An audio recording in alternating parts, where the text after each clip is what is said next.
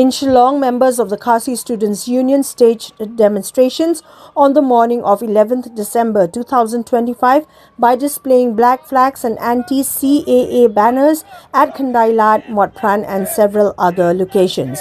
The protest formed part of the Black Day observed across the Northeast following a call by the Northeast Students' Organization NESO to register opposition to the implementation of the Citizenship Amendment Act 2019.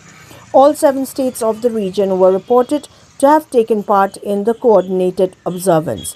Banners put up by the KSU described the 11th of December 2019, the day the CAA came into effect, as a dark day for the indigenous communities of the Northeast. The messages also reiterated demands for the inner line permit and rejected both the CAA and the Armed Forces Special Powers Act.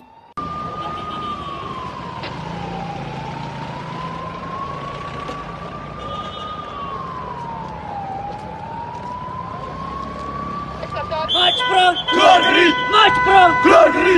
Islam! KSU! Islam! KSU!